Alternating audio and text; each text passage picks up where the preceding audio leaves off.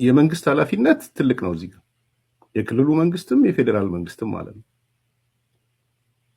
እሱ ምንም ሊተባበል የሚችል ነገር አይደለም። ሞኖፖሊ ኦፍ ቫዮለንስ እንደዚህ አይነት አገሪቱን ሰላም መጠበቅ ደህንነት መጠበቅ የመንግስት ስራ ነው።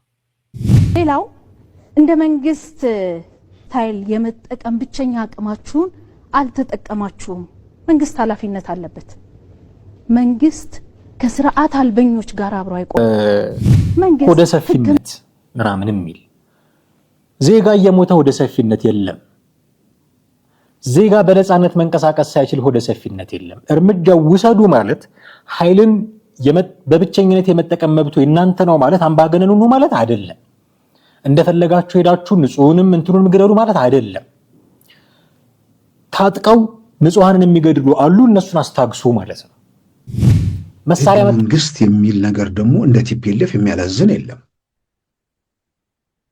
በየትኛው ህገ መንግስቱ አንቀጽ ላይ ነው የኢትዮጵያ ሀገር መከላከያ ሰራዊት ወይም የኢትዮጵያ ፌደራል ተቋማት ወደ ክልሎች ለመግባትና ላለመግባት የሌላውን ክልል ፈቃድ የሚጠይቁት? በተለይ ሰሞኑን መነጋገሪያ የሆነችው ምስጢረ ስላሴ ታምራት የኢሃፓ ወይ ደግሞ ትብብር ለኢትዮጵያ የሚለው ፓርቲ ወይም ጥምረት የሆነ የዛ ዋና ጸሐፊ ነችና እንደውም አንድ የሆነ ዶርም ውስጥ ይሁን ምናምን አይነት ውስጥ ሆና ኦንላይን ሚቲንግ ምንድነው ኦንላይን ቃለ ምልልስ ላይ ሪስክ መውሰድ ያስፈልጋል ያለች ትናገር ነበር። ያንን ሪስክ መውሰድ የጀመረችበት ጊዜ ላይ ያለች በሚያስመስል ሁኔታ ነው የምትናገረው። ፖለቲካ ድፍረት ይጠይቃል፣ ደፋር ነች። ፖለቲካ ንግግር ይጠይቃል፣ በጣም ተናጋሪ ነች። አንደበተ ርቱዕ መሆን ይጠይቃል። ፖለቲካ እንደዛ ነች። ጥልቅ የሆነ ሀሳቧን ለመረዳት እንቸገራለን። እውነቱን ለመናገር ምንድነው ጥልቅ የሆነ ሀሳቧ? የተለያዩ ቃለ ምልልሶቿን ለማየት ሞክሬያለሁ እና ጠያቂዎቹም ኢቭን ፕሮቮክ የሚያደርጉ ጥያቄዎች ናቸው የሚጠይቋል።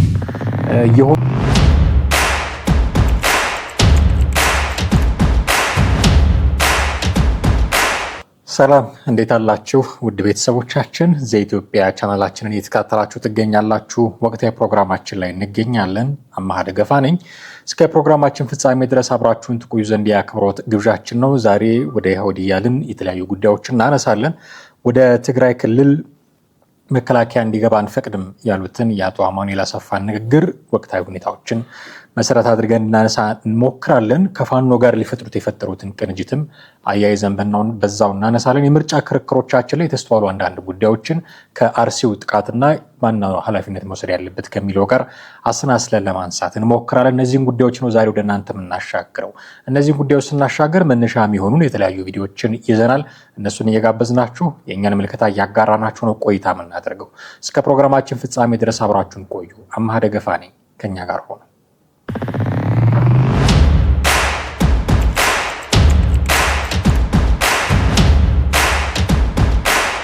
ተመልሰናል። ውድ ቤተሰቦቻችን የተቃዋሚ ፓርቲዎች የምርጫ ክርክር እንዴት ነው? እየተከታተላችኋቸው ነው። በርካታ ክርክሮች እየተደረጉ ነው። ከዚህ በፊት ከተለየው ምን እንዳስተዋላችሁ ብናውቅ ብታጋሩን ደስ ይለኛል። በርካታ ነገሮች የሚነሱባቸው ናቸው የምርጫ ክርክሮች። እንደምታውቁት ፓርቲዎች የራሳቸውን ማኒፌስቶቸውን፣ ፕሮግራም፣ ፖሊሲዎቻቸውን ለህዝብ የሚያስተዋውቁበት እና እኔ እንዲህ ነኝ ምረጡኝ ቃል የሚገቡበትን ጭምር ነው። ብትመርጡኝ እንዲህ አደርጋለሁ የሚሉበት ነው እና የተወሰኑ ክሊፖች ብቻ ሲንሸራሸሩ አያለሁኝ ተቆርጠው ትኩረት ስበው ምናምን እና የበለጠው ነገር ትኩረት እየተሰጠው አይደለም። አሁን የሶሻል ሚዲያ ዘመን ነው። ኦፍኮርስ የሶሻል ሚዲያ ተጠቃሚ ቁጥር በጣም በዝቶ እና ተጽዕኖም ከፍ ብሎ የመጣ ምርጫ ነው። ከዚህ በፊት የነበሩት ምርጫዎች በንጽጽር ከዚህ የተሻለ ኤክስፖዠር ነበራቸው ሶሻል ሚዲያ ላይ። አሁን ግን ሰው ተጠቃሚው ብቻ ሳይሆን ራሳቸው ፓርቲዎችም ሶሻል ሚዲያውን መጠቀም ጀምረዋል። ቁንጽል ሀሳቦች እየመጡ ነው ማለት ነው። ቁንጽል ሀሳቦች ናቸው የምናየው። ዘርዘር ያለውን ነገር የሚከታተል ሰው ብዙ መኖሩን እርግጠኛ አይደለውም። በዛ ቁንጽል ሀሳብ ተነስቶ ጀጅ ማድረግ ደግሞ አስቸጋሪ ነው የሚሆነው። ብቻ እንዲህ አይነት ሶሻል ሚዲያው በጣም ፋክተር የሚያደርገው ምርጫ እየመጣ እንዳለ ነው የሚሰማኝ። ግን እንዴት አይነት ቁመና ላይ ናቸው ተፎካካሪ ፓርቲዎች? የሚያመጧቸው ፕሮግራሞች፣ የሚያመጧቸው መከራከሪያዎች። አሁን ስለ መንግስት ለማውራት ቀላል። መንግስት እንዲህ አድርጓል፣ እንዲህ አላደረገም፣ ኃላፊነት ተሰጥቶት ይህን ፈጽሟል፣ ይህን አልፈጸመ ለማለት ቀላል። ተፎካካሪ ፓርቲዎች እንበላቸው ተቃዋሚ ፓርቲዎች ግን ስልጣን ይዘው ስለላየናቸው ሀገር የማስተዳደር እድሉ ገጥሟቸው ስላላየናቸው በሚናገሩት ነገር ነው ጀጅ የምናደርጋቸው። ሰው ሊናገሩት ይዘውት የመጡት መከራከሪያ ሀሳባቸው ፕሮግራሞቻቸው ላይ ምን አይነት ነገር እየጎላ ነው የሚለውን ለማየት የሚያስችል አንድ ቪዲዮ ጋብዛችኋለሁ። እሱን ተከታትለን እንመለስና አንዳንድ ነገሮች እናነሳለን። at some point ትክክለኛ የተሰራ ነገር አለ። ዛሬም አሁን ንግግራችን ላይ ልናይ እንደምንችለው የሆነን ፕሮዳክቲቭ የሆነ ነገር let's say ብሪክስ ውስጥ መግባት or የከተማ ውስጥ ያለው ልማት በተወሰነ ደረጃ ዲሚኒሽ አድርጎ ወይም እንደ መጥፎ ነገር አድርጎ ከቀረበ ነው መጥፎ አይደለም ብዬ እናገራለሁ። ተቃዋሚ ስል ዝም ብሎ ያው ስለተናደደ የሚናገር ሰው ወይም አክቲቪስት ተቃዋሚ አይደለም ወይም ተፎካካሪ ይለዋል አሁን ያለው የፖለቲካል ላንጉዌጅ አገር ውስጥ ኳሊፋይ አያደርግም። ዝም ብሎ ወይ ንዴቱን ገልጾ ወይ ችግሩን አሳይቶ ሊሄድ ይችላል። እኔ ተቃዋሚ የሚለውን ነገር ሳቀርብ የተደራጀ የፖለቲከኛውን ተቃዋሚ ነው ፖለቲካል ኦፖዚሽን የሚባለው። ፖለቲካል ኦፖዚሽን አቋም ሊኖረው ይገባል። ማለት ይሄ ነው ትክክለኛው አካሄዴ፣ ራይት ሊኒንግ ነኝ፣ ሌፍት ሊኒንግ ነኝ፣ የሀገሪቱ የማህበረሰባዊ መዋቅር እንደዚህ ሊሆን ይገባል፣ የውጭ ጉዳዩ እንደዚህ ሊሆን ይገባል፣ ኢኮኖሚው እንደዚህ ሊሆን ይገባል፣ ፖለቲካዊ ይመስላል ብሎ ያንን የሚያሳይ አቋም አላማ መኖር አለበት። በጽሁፍ በማኒፌስቶ ቢሆን ይመረጣል። ግን አትሊስት ኮሄረንት የሆነ ልትጠቅሰው የምትችል ይሄኛውን ነው ብለህ ልትጠራው የምትችል ያስፈልገዋል። በማንኛውም አደረጃጀት በማንኛውም የተቃውሞ ጎራ በመንግስትም በኩል ያለው። ሌላኛው ደግሞ ግልጽ የሆነ እቅድ ያስፈልገዋል። እንግዲህ እንደሰማችሁት ተፎካካሪ ፓርቲዎች ተቃዋሚ ፓርቲዎች የሚታይባቸው የሚያሳዩት ጥንካሬ አለ፣ የሚታይባቸው ደግሞ እንዲሁ ክፍተት አለ። እነሱን ጠቆም አድርጎ ማለፍ ያስፈልጋል። ጥንካሬያቸው ምንድን ነው? አሁንም አይፈሩም፣ ጎበዞች ናቸው።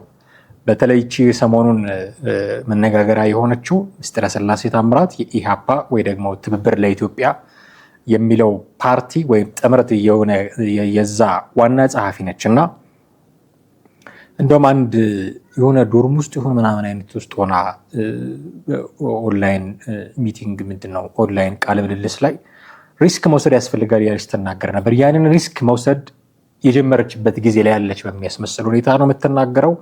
ፖለቲካ ድፍረት ይጠይቃል፣ ደፋር ነች። ፖለቲካ ንግግር ይጠይቃል፣ በጣም ተናጋሪ ነች። አንደበተ ርቱዕ መሆን ይጠይቃል። ፖለቲካ እንደዛ ነች።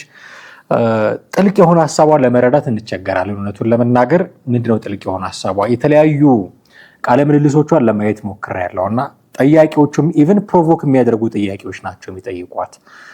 የሆነ አካልን እንድትናገር ያው ሴንሴሽናላይዝ ማድረግ ያስፈልጋል አይደል? ሶሻል ሚዲያ ላይ እይታም ለማግኘትም ለምንም ጉዳዩን ሴንሴሽናላይዝ ማድረግ ስለሚያስፈልግ እንደዛ በዛ አውድ ነው የሚጠይቋት እና ሪሊ የሷ ሐሳብ ምንድነው? የፓርቲዋ ሐሳብ ምንድነው? መሬት የወረደ መሬት የረገጠና ኢምፕሊመንት ሊደረግ የሚችል ሐሳባቸው ምንድነው የሚለው ላይ ብዙ ትኩረት ሲደረግ አለ። የምርጫ ክርክሮቹ ላይ ሰማው እንደዛ ለማድረግ የተሞከረ ግን በሂደት ደግሞ ጠያቂዎቹም የሷም ከተቃራኒ ተፎካካሪ ፓርቲዎቿ ጋር ያላትም ምልልስ ነገሮቹን በጣም ጽንፍ እየወሰደው አንዳንድ የማይገቡ ንግግሮችን እስከ መጠቀም የኢትዮጵያ ሕዝብ የቤተ ሙከራ አይጣችሁ ነው ወይ ምናምን የሚሉ ቃላቶችን እስከ መጠቀምም ያደረሳታል እና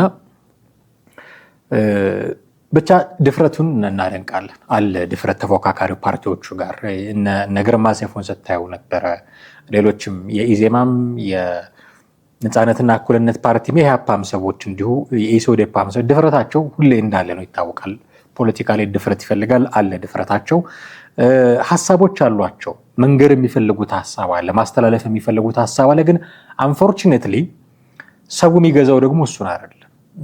ንግግር ምንድነው ይሄ እሰይ አስገባለት ተናገረው እንዲህ ያደረገው የሚሉትን ነገሮችን ነው ሰው ደግሞ መግዛት የሚፈልገው እና ሰውንም በዚህ መልኩ ላለማጣት ሶሻል ሚዲያ ላይ ያለውን ኮንስቲትዩንሲ ላለማጣት በሚመስል መልኩ የሚጠቀሟቸው ቃላቶች ደግሞ አሉ። ስድብ የሚመስሉ ነገሮች አሉ። ሀሳብ ከማቀረብ ስድብ የሚመስሉ ነገሮች ለጥቂት ጊዜ ደጋፊ የሚያስገኝላቸው ነገሮች በመናገር ምናምን እንደዛ ለማድረግ የሚሞክሩ አሉ። አሁንም ግን የምርጫ ክርክራችን ላይ ወልቃይት መከራከሪያ ሆኖ መምጣቱ ሲደንቀኝ ነው የሚኖረው ጋይስ። ምክንያቱም አሁን የወልቃይት ጉዳይ በምርጫ ክርክር ነው የሚፈታው። ይሄ ወይ የህዝበ ውሳኔ ነው ወይ ህገ መንግስታዊ ማሻሻያ ነው፣ ሌላ ስትራክቸራል የሆነ ለውጥ ነው የሚያመጣው። ስትራክቸር ውስጥ ባለ አንድ ምርጫ ላይ ግን ልንነጋገር የሚገባን የፖሊሲ ጉዳዮችን ነበር። የውጭ ጉዳይ ፖሊሲ፣ የትምህርት ፖሊሲ፣ የጤና ፖሊሲ፣ የኢኮኖሚ ፖሊሲ እንደዚህ አይነት ጉዳዮች ላይ ልንከራከረ ሲገባን ሀገር ልትመሰረት የሚገባት ነገር ላይ ዛሬ እንከራከራለን። እንዴ የብሔር ተኮር ምንድነው የብሔር ጫና አለ የለም የሚሉ ክርክሮች ላይ ነን። አሁን ወልቃይት የከሌ ነው የሚሉ ክርክሮች ላይ ነን። አሁን ይሄ የምርጫ ክርክራችን አውድ መሆኑ በጣም ነው የሚያሳስበኝ እውነቱን ለመናገር። ይሄንን ተሻገርን ሀገር የምትቆይበትን የሆነ ሰነድ አዘጋጅተን እዛ ላይ ቆመን ነበረ ምርጫ ማድረግ የነበረብን፣ ግን እዛ ላይ ልንቆም አንቻለም ስቲል አሁን እና ዲስቶርት የሚያደርጉ ጉዳዮች ይነሳሉ ምርጫ ክርክሮቹን ምርጫ ስርዓቱን በራሱ እና አሁን የወልቃይት የከሌቱን ብሉ ምርጫ ክርክር አለ ወይ? ወልቃይት ሄደህ የከሌቱን በሚል ፕሮግራም ወልቃይት ላይ ብቻ ምርጫ ቢደረግ ወልቃይት ላይ የሚኖሩ ተጋሮች የከሌሁን የሚለውን ፓርቲ ይመርጣሉ።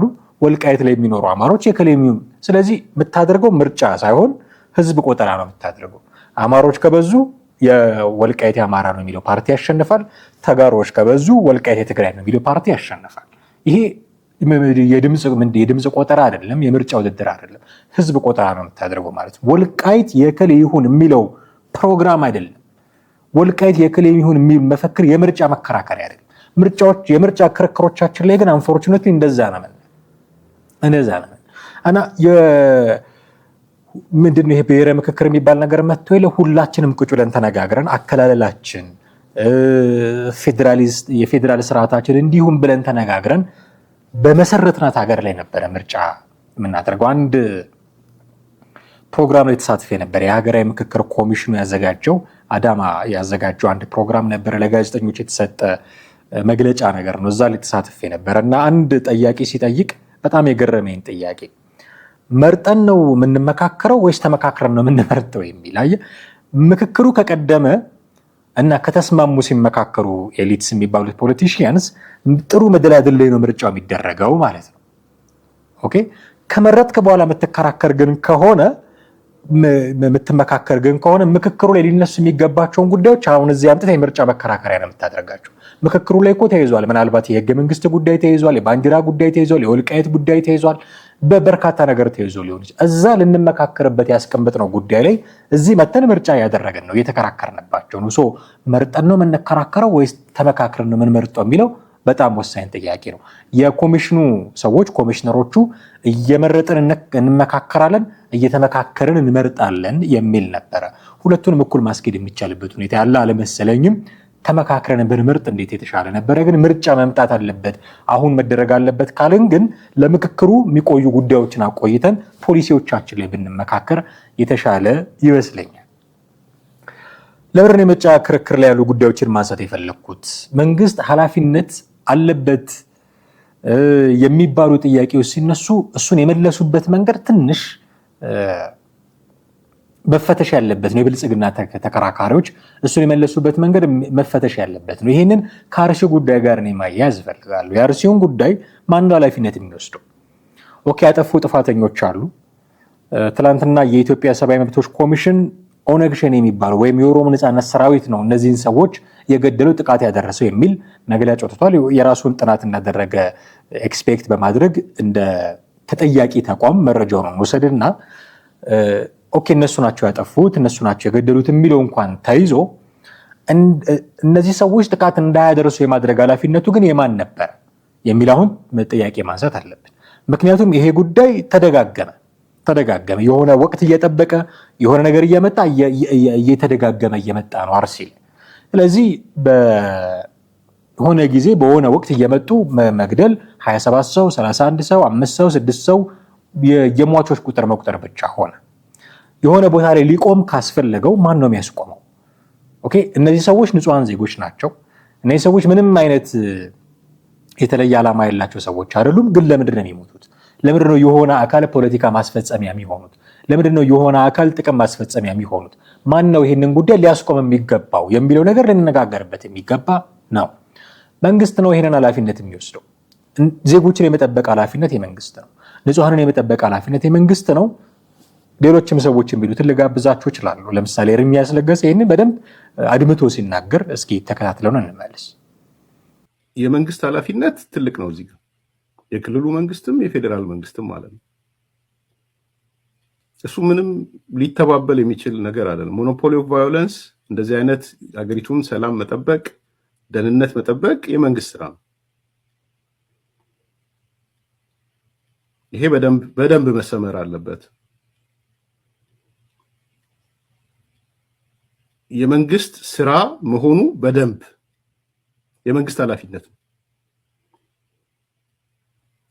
መንግስት ተቋሙን መፈተሽ አለበት፣ አካባቢውን መፈተሽ አለበት። ለምንድን ነው በዛ አካባቢ የሚደጋገመው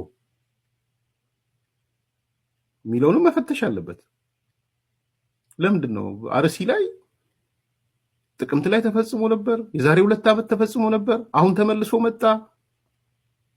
የሆነ ነገር በተከታታይ ሲፈጸም፣ ተከታታይ ማለት የሆነ ወቅት እየጠበቀ ሲፈጸም ምንድነው መሰረታዊ ምክንያቱ? አንድ ኢንሲደንት አይደለም፣ 3-4 የተከሰተ ክስተት ነው። የሆነ አገራዊ ኩነት ሲኖር ነው ይሄ ነገር የሚመጣው። የሆነ ተርኒንግ ፖይንቶች አሉ ተብሎ ሲታሰብ ያንን ተርኒንግ ፖይንት ለማቆሸሽ በተደጋጋሚ ነው የሚፈጸመው። እኔ የኦሮሚያ ክልላዊ መንግስት በተለይ የዞኑ አስተዳደር በልዩ ሁኔታ ምንድነው ምክንያቱ የሚለውን ዛሬ ወለጋ ጥሩ ደረጃ ነው ያለው። ያ ማለት ነገ ወለጋ ላይ አይደገምም እያልኩ አይደለም። ይመጣሉ፣ ያረጋሉ ወለጋም ላይ። ወለጋ ተቀይሮ እዚህ አካባቢ አርሲ ላይ የተጠቀሱት አካባቢዎች ላይ ለምንድን ነው ያልተለወጠው? ለምንድን ነው ሉፕ እያደረገ የሚሄደው? ይመጣል ይሄዳል፣ ይመጣል ይሄዳል፣ ይመጣል ይሄዳል።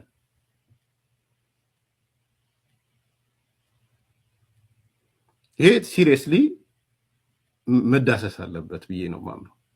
እኔ የኢትዮጵያ ሰብአዊ መብት ኮሚሽን መንግስት የክልሉም የፌዴራሉም ኃላፊነት አለበት የሚለውን ነገር ሙሉ ለሙሉ ተቀብዬ ነው የምናገረው ማለት ነው። እንደሰማነው ነው ሰላምን ማስፈን፣ ዜጎችን ከግድያ መጠበቅ፣ ዜጎች በሰላም ወጥተው በሰላም እንዲገቡ ማድረግ ተቀዳሚ ስራው ነው። መንግስት ያስፈለገበት ነሰሰርሊ ነው። መንግስት አንድ ሀገር ውስጥ ካልን ይሄ ኔሴሲቲ የሚመጣው ህዝብን፣ ዜጋን ደህንነቱን ከመጠበቅ ነው። በሰላም ወጥተን መግባት ካለብን እንደ ንጹህ ዜጋ ያለመገደል በህይወት የመኖር መብታችንን ኤክሰርሳይዝ ማድረግ ካለብን ቢጠብቀን መንግስት ነው። መሳሪያ የለንም፣ ወጥተን የምንታኮሰው ነገር አይደለም። ራሳችንን እንድንጠብቅ የሚያስችል ሁኔታ ውስጥ አይደለም ያለነው። እኔ ከተማ ውስጥ ስመላለስ ጠዋት ወጥቼ ማታ እንድገባ መንግስት ስርዓት ዘርግቷል፣ ሊጠብቀኝ ይገባል። አርሲ ውስጥ እየተደረገ ባለው ነገር አጥፊዎቹ እነማንም ይሆኑ ማንም ይሆን ኦሮሞ ነጻነት ሰራዊት ነው ይባል ወይ ሌላ ስሙን ማናቀው ማካሊ ማንም ይሆን አጥፊው፣ እነዚህን አጥፊዎች ማስታገስ የመጀመሪያ የቤት ስራ የመንግስት ነው። እነዚህ ሰዎች መግደል የለባቸውም፣ ትክክል ነው፣ መግደል የለባቸውም። እነዚህ ሰዎች ጥፋት ማጥፋት የለባቸውም፣ ትክክል ነው፣ ማጥፋት የለባቸውም። የሞራልም የወንጀልም ተጠያቂነት አለባቸው። ግን እንደዚህ ስላልናቸው የሚያቆሙ ሰዎች አይደሉም። እንደዚህ ስለመከርናቸው የሚያቆሙ ሰዎች አይደሉም። አይምሯቸው በሰው ደም የሰከረ ነው። ፍላጎታቸው ምን እንደሆነ በውል የማናውቃቸው ናቸው። በቃ እየተነሱ ሰው መግደል ብቻ ሆኗል፣ ፋሽን አድርገውታል። ለፖለቲካ ይሁን ለጊዜያዊ ገንዘብ ጥቅም ይሁን የምናውቀው ነገር የለም። የምናውቀው ንጹሃን እየሞቱ እንደሆነ ነው። የምናውቀው ቤተክርስቲያን ውስጥ ሰው እየተገደለ እንደሆነ ነው። የምናውቀው ቀሳውስት እየሞቱ እንደሆነ ነው። የምናውቀው ምዕመናን እንደሞቱ ነው። ቁጥር መቁጠር 27 ደረሰ 31 ደረሰ እያሉ ቁጥር መቁጠር ነው የምናውቀው። ይሄንን ነው። እነዚህ ሰዎች ገዳዮቹ፣ ጥቃት አድራሾቹ፣ ወንጀል ፈጻሚዎቹ በእኛ ምክር የሚታገሱ አይደሉም። እኛ አትግደሉ ስላልናቸው መግደል የሚያቆሙ አይደሉም። እኛ ጥቃት አታድርሱ ስላልናቸው ጥቃት ማድረስ የሚያቆሙ አይደሉም። የሚያስቆማቸው ኃይል ያስፈልጋል። ማን ነው ይሄ? መንግስት። ኃይልን በብቸኝነት የመጠቀም መብት ያለው መንግስት ብቻ ነው። መንግስት ብቻ ነው። ስለዚህ ሊያስታግስልን ይገባል። አርሲ ውስጥ ያሉ ዜጎች እየሞቱ ነው። አርሲ ውስጥ ያሉ ክርስቲያኖች እየሞቱ ነው። እነዚህን ገዳዮች፣ እነዚህን ጥቃት አድራሾች ሊያስታግስ ይገባል። ህገ መንግስቱም ለሱ ነው መብት የሚሰጠው። ኃይልን በብቸኝነት የመጠቀም መብት የመንግስት ነው።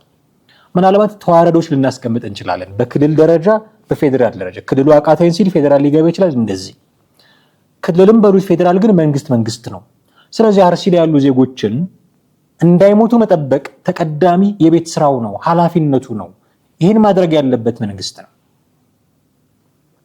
ሌሎች ጉዳዮችን የምናነሳው ከዚህ በኋላ ሌሎች ሰዎቹ እንደዚህ ማድረግ አልነበረባቸው ምናምን ምክር ሀሳብ የምናነሳው ከዚህ በኋላ በመጀመሪያ ደረጃ ማን ነው ኃላፊነት ያለበት ካልን መንግስት ነው። በሰላም ህዝቡ እንዲንቀሳቀስ ማድረግ አለበት። ይሄ በይደር የምታቆየው ጉዳይ አይደለም። መንግስት ያስፈለገበት ዋናው ጉዳይ ይሄ ነው።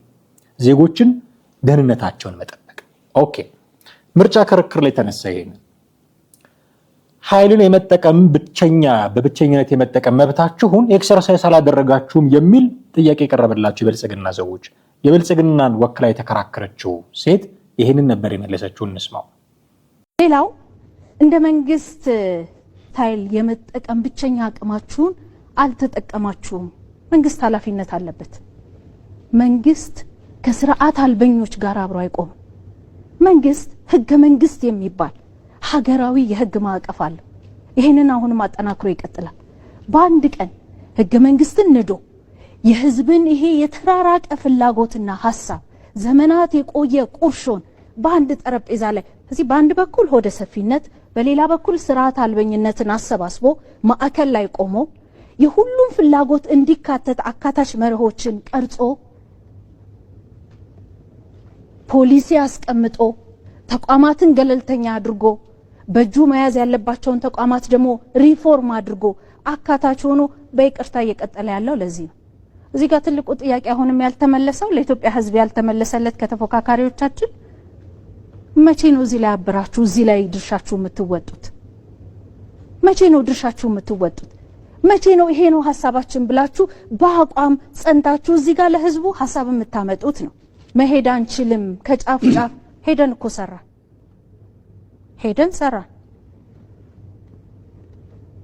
ነገ ምን ሰራለን? ሄደን እኮ ስንዴ አመረትን። የማይጣጣሙ ጎረቤታሞች እኮ ኩታ ገጠም ላይ አመረቱ ስንዴ።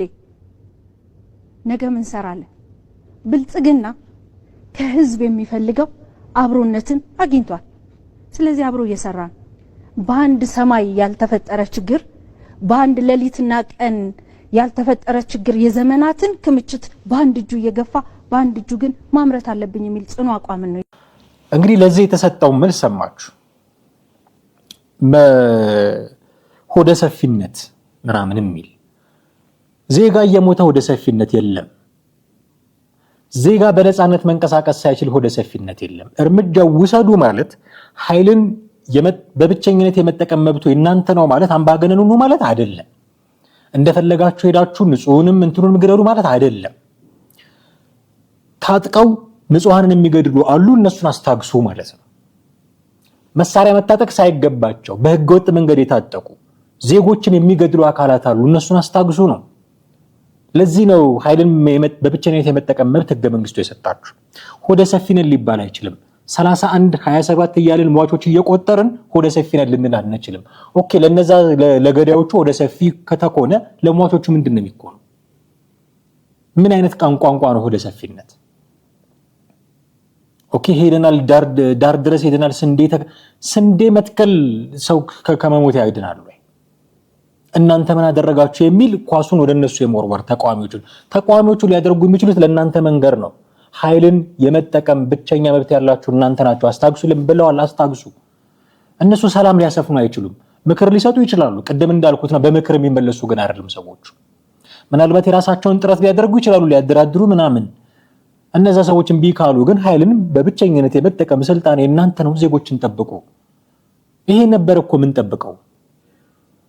ኦኬ፣ ህገ መንግስት የሰጠው ስልጣን አለ፣ ኃላፊነት አለበት፣ ግዴታው ነው፣ የቤት ስራው ነው። መንግስት ዜጎችን መጠበቅ ሆደ ሰፊ ነኝ ሊለን አይገባም። መንግስት እኮ ዜጋ እየሞተ ሆደ ሰፊ ነኝ ሊለን አይገባም። ዜጋ ነው እየሞተ ያለው። ያ ዜጋ ራሱን መከላከል በማይችልበት ሁኔታ ውስጥ ሆኖ እያለ እየሞተ እየተገደለ መንግስት ሆደ ሰፊ ነኝ ቢል ይሄ ሎጂካል አይደለም። ሆደ ሰፊ ነኝ ማለት ያለበት መቼ ነው? መቼ ነው? ኦኬ ያጠፉ ሰዎች አሉ፣ ምናልባት ጦርነት የገጠሙ በጫካ ገብተው እየተዋጉ ያሉ። እነዚህን ሰዎች እርምጃ ወስጄ በሁለት በሶስት ሳምንት ውስጥ እንዳለ ድምጥማጣቸውን አጥፍቼ ወይ ለሰላም አስገብሬ አቅም አለኝ ይህንን ማድረግ። ነገር ግን ቂም ማቆየት ስለማልፈልግ ለሀገርም ስለማይጠቅም ሆደ ሰፊ ነኝ፣ ኑ በሬን ከፍቻለሁ፣ እንነጋገር፣ እንደራደር። ኦፍ ኮርስ ሆደ ሰፊነት ይሄ። ነገር ግን አርሲ ውስጥ ሆነው በማንነታቸው በእምነታቸው እየተገደሉ ላሉ ንጹሃን ሆደ ሰፊነት አይጠቅማቸውም። የሚጠቅማቸው የምታስታግሱላቸው ነው። ኦኬ እኔ አሁን ሰው እንዲገደል ፈልጌ እነዛ ጦርነት እንዲቀሰቀስ ፈልጌ አይደለም። ግን ዝም ስለተባለ የቆመ ነገር የለም። ሆደ ሰፊ ስለተኮነ የቆመ ነገር የለም። ይሄው ወቅት እየጠበቀ መነታረኪያ ነው። መግለጫ በመግለጫ ነው። እከሌ እንዲያድርጎ መግለጫ በመግለጫ ነው። ኦኬ የኢትዮጵያ ሰብአዊ መብቶች ኮሚሽን መጥቶ ያ ጥፋት ያደረሱ ሰዎች እነ እከሌ ናቸው ብሎ ስም ሰጠ። ምን አደረገ መንግስት? ነገ ከነገ ወዲያ እነዚህ ሰዎች መጥተው ዳግመኛ ላለመገደላቸው ምን ማረጋገጫ አለን? ሆደ ሰፊ የሚለው ቋንቋ የሚሰራው ሌላ ቦታ ነው። ንጹሃን ሲገደሉ አይሰራም። ይህንን ነገር ከግምት ውስጥ ማስገባት ያስፈልጋል። ምርጫ ክርክር ላይ እንደዚህ አይነት ምላሽ ምናልባት ቅቡልነትን ሊያሳጣ ስለሚችል ጥንቃቄ ማድረግ ያስፈልጋል። ሌላኛው ጉዳይ ልናነሳ የወደድነው የትኛው ህወሓት፣ መከላከያ፣ ፋኖ። የህወሓት ምክትል ፕሬዚደንት የጊዜያዊ መስተዳድሩም እንዲሁ ምክትል ኃላፊ ናቸው አቶ አማኑኤል አሰፋ ትግራይ ክልል ሉዓላዊነቱ እስካልተጠበቀ ድረስ መከላከያ ትግራይ ክልል እንዲገባ አንፈቅድም አሉ። ቃል በቃል እንደዚህ ነው የተናገሩት፣ አንፈቅድም። ኦኬ እስኪ የሲሳይ አጌናን አንደርስታንዲንግ ጥቂት ልጋብዛችሁና እንመለስና ሪሊ እንደዚህ ማለት ይችላሉ የሚሉትን ጉዳዮች ለማንሳት እንሞክራለን። ወይን ለተባለው የህዝባዊ ወያነ ሓርነት ትግራይ ልሳን አቶ አማኑኤል አሰፋ ሰጡት በተባለው መግለጫ የሉዓላዊነት የትግራይ ሉዓላዊነት ሳይከበር የኢትዮጵያ ሀገር መከላከያ ሰራዊት ወደ ትግራይ እንዲገባ አንፈቅድም። አሁን እኚህ ሰው የህግ ባለሙያ ናቸው። ህገ መንግስት የሚል ነገር ደግሞ እንደ ቲፒኤልኤፍ የሚያላዝን የለም። በየትኛው ህገ መንግስቱ አንቀጽ ላይ ነው የኢትዮጵያ ሀገር መከላከያ ሰራዊት ወይም የኢትዮጵያ ፌዴራል ተቋማት ወደ ክልሎች ለመግባትና ላለመግባት የሌላውን ክልል ፈቃድ የሚጠይቁት? የትኛው አንቀጽ ላይ ነው እንዲህ አይነት ነገር ያለው? ከዛም ባሻገር ፋኖን እንድንወጋ ጠይቆን አሻፈረን ብለናል። እንዲህ አይነት ተረት ለዚህ ለመዋለ ህፃናት ነው ወይስ ዴይኬር ላሉ ሰዎች ነው እንዲህ አይነት ነገር የሚነገረው? ይሄ የሚከተል የሚደግፍ ብዙ የማያስብ ከዚህም ከዛም ብሔርተኛ ስላለ አንዳንዴ ደግሞ የሆነ ጨፍኖ የሚደግፍም ቢኖርም አንዳንዴ ከልክ ሲያልፍ ሊናደዱ ስለሚችሉ የሚነገርና ማይነገረውን ነገር አንዳንዴ መለየት ጥሩ ነው። ቲፒኤልኤፍ ለፋኖ ሲሳሳ የኢትዮጵያ መንግስት ቲፒኤልኤፍን አንበርክኮ ፋኖ አቅቶት የህወሓትን ድጋፍ ሲጠይቅ እንዲህ አይነት ተረት አስገራሚ ነገር ነው። እንግዲህ እንደሰማችሁት ሲሳይም እንዳለው በጣም በተለያዩ መንገዶች መረጃውንም እንደሰማ ነው አቶ አማኑኤል አሰፋ እንደዚህ ብለዋል። ትላንትና አይ ቲንክ ዘገባም ጭምር ሰርተንበታል። መከላከያ እንዲገባ አንፈቅድም። ለምን ሲባሉ ውክልና የላትም ትግራይ በፌዴራል መንግስቱ፣ ስለዚህ የፌዴራል መንግስቱ አካል አይደለችም ስላልሆነች መከላከያ መጥቶ ሊገባ አይችልም።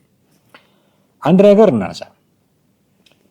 ትግራይ በፌዴራል መንግስቱ ውክልና እንዳይኖራት ያደረገው ማን ነው? ኦኬ ተወካዮቹን በሙሉ ጠራርጎ መቀሌ እንዲገቡ ጥሪ ያስተላለፈው ማን ነው? ልክ ከምክር ቤት ፌዴራል መንግስቱ እያንጠለጠለ እያወጣ መቀሌ ወስዶ ያስቀመጣቸው ነው የሚመስለው። ያኔ ጦርነት ማድረግ የፈለጉ ጊዜ እኮ ተጠራርገው ነው ሁሉም የገቡት። ሁሉም ከእስከ የለው ከጌታቸው ረዳ እስከ ደብረ ጽዮን ሁሉም ተጠራርጎ ነው የገባው። ተጠራርገ ገብተ ስታበቃ ተወካይ የለኝም እንዴት ትላለህ? ኦኬ የፌዴራል መንግስቱን ህገ መንግስት ሳታከብር እንዴት ተወካይ የለኝም ትላለህ? ተወካይ እንዲኖርህ ማድረግ የምትችለው በምርጫ ነው። ምርጫ ተወዳደር ስትባል አሁን ተሳተፍ ስትባል ትግራይ ክልል ውስጥ ምርጫ አይደረግም እያልክ ቡራ ከረዩ ምትል እኔም ማቆም ምርጫ አይደለም ያደረግከው። እኔ በማቆም ፕሮግራም ባወጣሁት ፕሮግራም ምርጫ አድርግ ስትባል የለም ብለህ የራስን ምርጫ አድርገህ ስታበቃ ጦርነት ውስጥ ገብተህ ትግራይ ክልል ተወካይ የላትም። ምን ማለት ነው ይሄ? ሁሉንም ጠራርገህ ከወሰድክ በኋላ አንድ ሁለተኛ ትግራይ ክልል ውክልና የላትም ፌዴራል መንግስቱ። ስለዚህ ፌዴራል መንግስቱ አካል አይደለችም ካልክ በጀቱን መልሳ። ለምን ነው የምትወስደው በጀቱን? በጀት ሲሆን ውክልና አለህ፣ አካል ነህ፣ የፌዴራል መንግስቱ አካል ነህ። መከላከያ መግባት አለበት ሲባል አይ እኛ የፌዴራል መንግስቱ አካል አይደለንም አይገባትም። ምን አይነት ቋንቋ ነው ይሄ? ምን አይነት ቋንቋ ነው? አሁን መቼ ዕለት ነው የሰማነው መረጃ ትግራይ ክልል ለሰራተኞች ደሞዝ መክፈል አቅቶታል። ስለዚህ ፌዴራል መንግስቱ ይበጅት እኮ ነው። ሲበጅትላችሁ ባለፈው ጠቅላይ ሚኒስትሩን በትግርኛ ቋንቋ ያደረጉት ቃለ ምልልስ ላይ ሲናገሩ ነበር። በጀቱን ወስዳችሁ ለታጣቂ ነው የምታደርጉት፣ ደሞዝ አትከፍሉበትም። አሁንም ቢሰጣችሁ አትከፍሉበትም፣ ለህዝቡ ልማት አትሰሩበትም። በጀት ሲሰጣችሁም የምታደርጉት ለታጣቂው ነው፣ ለህዝቡ አታደርጉትም። አንቀበልምም አትሉም፣ ግን አካል አይደለንም የፌዴራል መንግስቱ ደግሞ ትላላችሁ። በጀት እየወሰድክ እንዴት ነው አካል የማትሆነው? እየተበጀተልህ በቀመር እንዴት ነው አካል የማትሆነው? ለልማት እየተባለ ለሆነ ነገር እየተባለ በጀት እየተሰጠህ እንዴት ነው አካል አይደለም የምትለው? አካል የፌዴራሉ መንግስት አካል አይደለም ካልክ አትቀበል ገንዘቡን። ምን ያደርግልሃል? የራስን ሀገር ከመሰረትክ አያኗኑርም። እንዲህ አይነት በኬርለስነት የሚሰጡ አስተያየቶች አያኗኑርም። ከዛ ምን አሉ? ፋኖን እናጥቃ ተብለን እምቢ አለን። ኦፈር ተደርገን ነበረ ፋኖን እናጥቃ ተብሎ። ሪሊ እንደዚህ ብሏል ወይ መንግስት? እኔ አላውቅም። ግን ቢል ቢያቀርብ እንዲህ አይነት ጥያቄ ቢያቀርብ እሺ ለማለት እንደው አይናቸውን የሚያሹም አይመስለኝም። አይናቸው ቂም አላቸው እነዚህ ሰዎች። ፋኖን የሆነ ነገር ማድረግ እኮ የሚፈልጉ ሰዎች ናቸው። ምክንያቱም ያኔ የጦርነቱ ጊዜ ይዘምቱ የነበሩት ፋኖ ላይ ነው። ፋኖ እንዲያርጎን ነበር እኮ ቋንቋቸው ሁሉ። አረ እንደውም ቦኮ ሐራም ነው ሁሉ ብለው ነበረ። ፋኖ ቦኮ ሐራም ነው ብሎ ነበረ። አሸባሪ ዓለም አቀፍ አሸባሪ ነው ብለው ነበር። ምስክርነት ጥራ እነ ቴዎድሮስ ጸጋይ ይኸው ስሙ። በነገራችን ላይ በዓለም አቀፍ ደረጃ የአማራ ብሔረተኝነት አደረጃጀቶች እንደ ፋኖ፣ የአማራ ሚሊሻ፣ የአማራ ፋኖ፣ የአማራ ልዩ ኃይል ወዘተ በአሁኑ ወቅት በዓለም የሚታወቁበትን መንገድ ስዕሉን የሰራው የመጀመሪያው የራሳቸው የከፋ ጭፍጨፋ መጠን የሌለው ጊዜ አገኘን ብለው መንደር ወደ አለመኖር መቀየር፣ መንደርን መደምሰስ፣ ሰዎችን ማሰር፣ እየገደሉ ወደ ወንዝ መጣል፣ መጨፍጨፍ፣ ሁሉንም አይነት ጭፍጨፋ ፈጽመዋል። ስለዚህ የመጀመሪያው ስማቸውን እዚህ ፕሮጀክት ሀሳብ አንስቼ ነበረ። በብዙ ሩቅ ባልሆነ ጊዜ የአማራ ሚሊሻና ፋኖ በዓለም አቀፍ ደረጃ በቦኮ ሐራም ደረጃ የሚታዩበት ጊዜ ሩቅ አይደለም የሚል ሀሳብ አንስቼ ነበር። ጀስት አካሄዱን በማየት ነው እና እኔ አሁንም ያን ያህል ሩቅ አይመስለኝም። በነገራችን ላይ እንደሰማችሁት ነው። በቃ እንደ ቦኮ ሐራም ነው ፋኖ ሚሊሻው፣ ልዩ ኃይሉ ሁሉ ያደረገውን ሁሉ አድርጓል። በራሱ በዘግናኝ ነገሮችን አድርጓል። ስለዚህ ፋኖ እንዲህ ነው እያሉ እኮ ያው እየቀጸሉላቸው። አሁን እነዚህ ናቸው ፋኖን እናጥቃ ተብሎ በፌዴራል መንግስቱ ግብዣ ቀርቦላቸው እምቢ ያሉት እና ማን ለሰፋ እንደዚህ አሉ። ኦኬ ድጋፍ ፍለጋ መሆኑ ይገባኛል። ድጋፍ ፍለጋ ነው፣ የፋኖን ድጋፍ ፍለጋ ነው። ግን ድጋፍ የምትፈልገው ምን እያልክ ነው? ወልቃይትና ራያን ሰጠኝና የራስህ ጉዳይ እያልከው ፋኖን ድጋፍ ትፈልጋለህ? እንደዛ ሊትራሊ ስፒኪንግ እኮ እንደዛ ነው እያሉ ያሉት። ምዕራብ ትግራይ ነው ወልቃይት የሚባል የለም ይሏቸዋል። ከፋኖ ጋር አብረን እንሰራለን ይሏቸዋል። ስለዚህ ፋኖ መሬቱን ካስረከበ በኋላ 4 ኪሎ እንደማይገባ ስለሚያውቁት ፋኖን እንውጋ ተብለን እምቢ አለን እና የአማራን ህዝብ ድጋፍ በዚህ ሊያገኙ ማለት ነው። የአማራ ህዝብ ጥያቄ አለው። እኔ ጥያቄ የለው በሚል ነገር ጥያቄ ያለው የአማራ ህዝብ ኢቭን የወልቃይትም ጥያቄ የአማራ ህዝብ ጥያቄ ነው የሚል መረዳት አለኝ። ካልሆነ አልሆነም ሊባል ይችላል። ይህንን ጥያቄውን እያድበሰበስክበት ምዕራብ ትግራይ ነው እያልክ እየጠራህበት ፋኖን አላጠፋም አልኩልህ ብትለው ያስኬዳል ወይ? እንዴ ወልዲያ ላይ እኮ 4 ወር ቁጭ ብለው በጨለማ አቡነ ኤርሚያስ በህይወት አሉ፣ ቋሚ ምስክር ናቸው። መኪናቸው ተወስዶባቸው በቅርብ ነው የተመለሰላቸው። እንደምታውቁት ቢጠየቁ እሳቸው የሚዘረዝሩት በርካታ ነገር ይኖራል። በጨለማ ተቀምጠው ለአማራ ህዝብ ሰስ ልባለኝ ብትል ምን አይነት አመክንዮ ነው የሚሆነው? ኦኬ።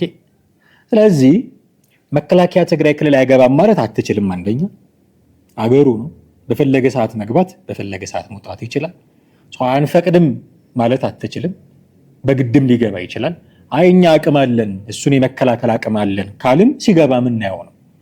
እሱን አቅም መለሱት አልመለሱት የሚለው ሲገባ ምናየው ነገር ነው። ይሄንን አልፈህ መከላከያ ወደኛ ሊገባ ነው በሚል ስጋት ሊመጣ ነው ቦታዎቹ ሊይዝ ነው በሚል ስጋት ከፊትና ከኋላ ሆኖ ለማጥቀት በሚል ድጋፍ ለመሰብሰብ ፋኖን እንውጋ ተብዬ አልወጋውም የሚል ነገር ኦፈር ብታደርግ ምናልባት የተወሰኑ ሰዎችን ድጋፍ ልታገኝ ትችል። ካልሆነ በስተቀር የሚረሱት ግን አልመሰለኝም። ቦኮ ሐራም ናቸው የተባሉትን አሸባሪ ናቸው የተባሉትን የሚረሱት ግን አልመሰለኝም። ምናልባት እንደው የጠላት ወዳጅ ነው በሚል ያልተጻፈ ህግ አሁን ላይ ሁለቱም የመንግስት ጠላት ስለሆኑ አብረው ሊሰለፉ ይችሉ ካልሆነ በስተቀር ጠብ አሳድረው እንደሚዋጉ ስለሚያውቁ ጎን ለጎን እንኳን የሚዋጉ አይመስለኝም። ጎን ለጎን ነው እንኳን አይዋጉም፣ እየተጠባበቁ ነው የሚዋጉት። በዚህ ደረጃ ማንን ለማሞኘት ጥረት እንደሚያደርጉም እውነቱን ለመናገር አይገባኝም። ስለዚህ አጭሩና ግልጹ መልስ መከላከያ መግባት ከፈለገ ይገባል። ማንም ሊያስቆመው አይችልም። ሀገሩ ነው እና የህልውና ስጋት አለብኝ፣ ዳር ድንበር ሊጣስብኝ ነው በኤርትራ በኩል ካለ ሄዶ ማስከበር ህገ መንግስታዊ ግዴታው ስለሆነ ሄዶ ያስከብራል። ሄዶ ምንም ሊያመጡ አይችሉም። በቃ ኦኬ አይኛ አቅም አለን ምናምን ካሉ እንግዲህ ሲመልሱ የምናየው ጉዳይ ነው የሚሆነው። ስለዚህ እንዲህ ባለ ደረጃ መነጋገሩስ አግባብ ነው ወይ ያኗኑራል ወይ የሚሉ ጉዳዮችን ማንሳት ያስፈልጋል። ውድ ቤተሰቦቻችን በርካታ ነገሮችን አነሳን።